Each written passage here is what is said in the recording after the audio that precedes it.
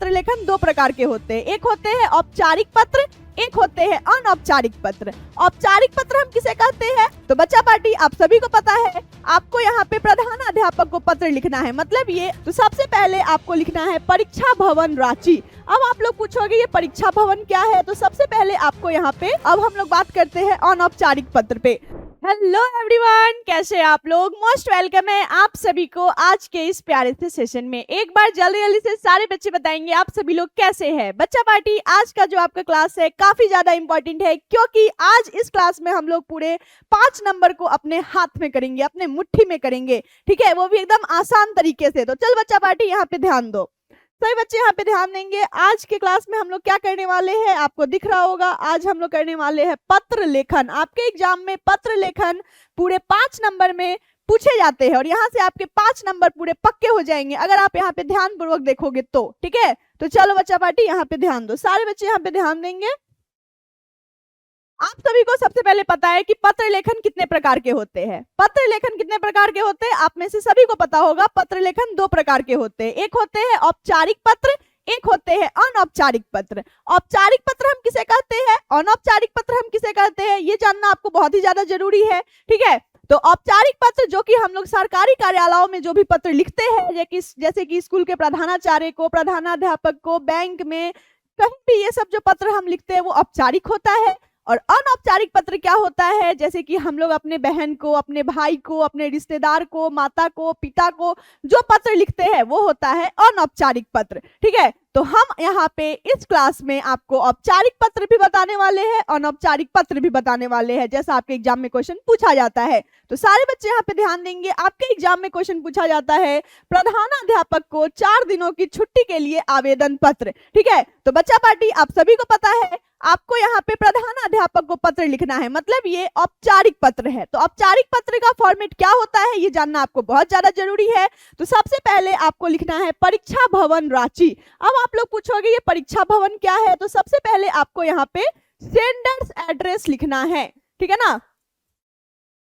सबसे पहले आपको यहाँ पे सेंडर्स एड्रेस लिखना है। कहने का मतलब है आप एग्जाम हॉल में बैठ के, है ना, परीक्षा दे रहे हो तो वहां का आपको सीधे सिंपली आपको लिखना है परीक्षा भवन। परीक्षा हॉल में बैठ के परीक्षा दे रहे हो, इसीलिए सेंडर्स एड्रेस में परीक्षा भवन और आपका जो भी राज्य का नाम है, जैसे कि परीक्षा भवन रांची हमने यहाँ पे लिख दिया, एक लाइन का गैप छोड़ के हमने यहाँ पे दिनांक लिखा। और दिनांक हम लोग किस फॉर्मेट में लिखेंगे आप सभी को पता है, जैसे कि मान लो आज 17 तारीख है तो हमें कैसे लिखना है, 17 जनवरी, ठीक है ना, 17 जनवरी 2026, ठीक है। तो ऐसे आपको प्रधानाध्यापक को पत्र लिखना है। तो सबसे पहले आपको सेंडर्स एड्रेस, कहने का मतलब है परीक्षा भवन, और आपका जो भी राज्य का नाम है जैसे रांची, है ना, यहाँ पे हमने लिख दिया। फिर आपको दिनांक लिखना है इस फॉर्मेट में, जैसे जो भी डेट है, जैसे अगर 15 तारीख है तो 15, जनवरी है तो जनवरी, ठीक है, और ईयर, ठीक है, इस फॉर्मेट में लिखेंगे। फिर उसके बाद सेवा में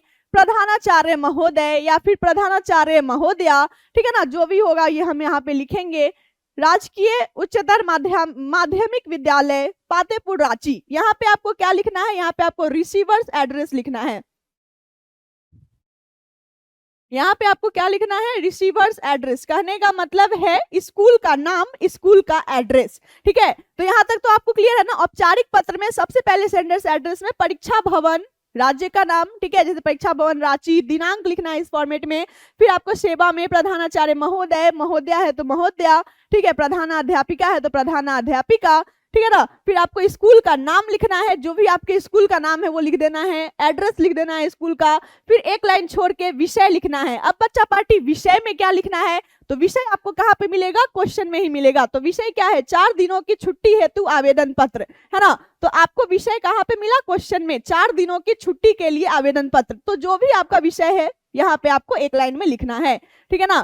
फिर आपको यहाँ पे तो कॉपी में आपको एक ही पेज में लिखना होता है, ठीक है। यहाँ पे बोर्ड है इसलिए हम आपको सेकंड वाले पेज में ले गए हैं, ठीक है। यहाँ देखिए आपको यहाँ पे महोदय सविनय निवेदन है कि कल से मेरा स्वास्थ्य बहुत खराब हो गया है।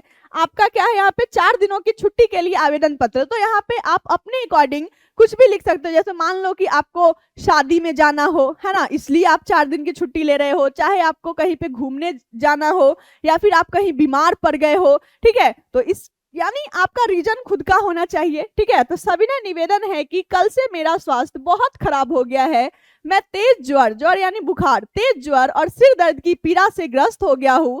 डॉक्टर ने मुझे 4 दिनों तक विश्राम करने को कहा है, अतः है ना श्रीमान से आग्रह है कि मुझे दिनांक, दिनांक यानी आपको यहाँ पे डेट लिखना है, जैसे कि मान लो 17 है ना, ठीक है, 17 से मान लो 21, ठीक है, 4 दिन है ना, 17 से 21 जनवरी तक 4 दिनों की छुट्टी देने की कृपा करे, इसके लिए मैं आपका सदा आभारी रहूंगा या फिर रहूंगी। फिर आपको यहाँ पे धन्यवाद, आपका आज्ञाकारी छात्र, लड़की है तो आपका आज्ञाकारिणी छात्रा। फिर यहाँ पे आपको अपना नाम नहीं लिखना है बल्कि क ख ग लिखना है, ठीक है ना, बस इतना ही आप लिख सकते हो, ठीक है ना। फिर उसके बाद कक्षा का भी नाम लिख सकते हो, फिर रोल नंबर भी लिख सकते हो, ठीक है। तो यही आपका है पत्र लेखन का फॉर्मेट, ठीक है ना। तो बच्चा पार्टी आप लोग समझ गया ना, पत्र लेखन आपको पता होना चाहिए। पत्र लेखन 2 प्रकार के होते हैं, एक औपचारिक पत्र, एक अनौपचारिक पत्र। औपचारिक पत्र जो कि हम लोग प्रधानाध्यापक को लिखते हैं, जो सरकारी कार्यालय में जैसे बैंक में है ना, बिजली ऑफिस में जो भी पत्र लिखा जाता है, ये सब आपका औपचारिक होता है। अनौपचारिक जैसे कि हम अपने मित्र को पत्र लिखते हैं, अपने पापा को, मम्मी को, बहन को, भाई को, रिश्तेदार को जो भी पत्र लिखते हैं वो अनौपचारिक होता है। तो ये आपका औपचारिक पत्र था। सबसे पहले हमने यहाँ पे सेंडर्स एड्रेस लिखा, फिर आपको यहाँ पे दिनांक लिखना है इस फॉर्मेट में, फिर सेवा में प्रधानाचार्य महोदय, महोदया है तो महोदया, फिर स्कूल का नाम, यहाँ पे जरूरी नहीं है कि यही स्कूल लिखना है, आपका जो भी स्कूल है उसका स्कूल का नाम लिखना है, उसका एड्रेस लिखना है, फिर एक लाइन छोड़ के विषय लिखना है, विषय आपको क्वेश्चन में ही मिलेगा, ठीक है। फिर आपको महोदय, फिर आपको अपना जो भी प्रॉब्लम है वो आपको लिखना है, ठीक है ना। चलिए, धन्यवाद, आपका आज्ञाकारी छात्र, या फिर लड़की है तो आपकी आज्ञाकारिणी छात्रा, क ख ग, ठीक है, यहाँ तक भी आप लिख सकते हो। चलो, तो ये आपका औपचारिक था। अब हम लोग बात करते हैं अनौपचारिक पत्र पे। अपने भाई के विवाह में शामिल होने के लिए मित्र को एक पत्र लिखना है। तो आपको ये कौन सा पत्र है? अनौपचारिक पत्र है। कोई भी रिश्तेदार हो, चाहे भाई बहन कोई भी, चाहे आपको मित्र को पत्र लिखना हो, वो आपका अनौपचारिक के अंदर आता है।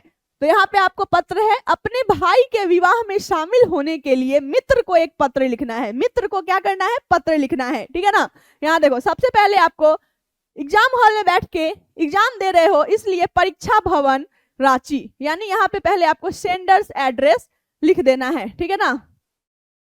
सेंडर्स एड्रेस लिख देना, यानी कि आप एग्जाम हॉल में बैठ के एग्जाम दे रहे हो, परीक्षा हॉल में, इसलिए आपको सेंडर्स एड्रेस में परीक्षा भवन रांची।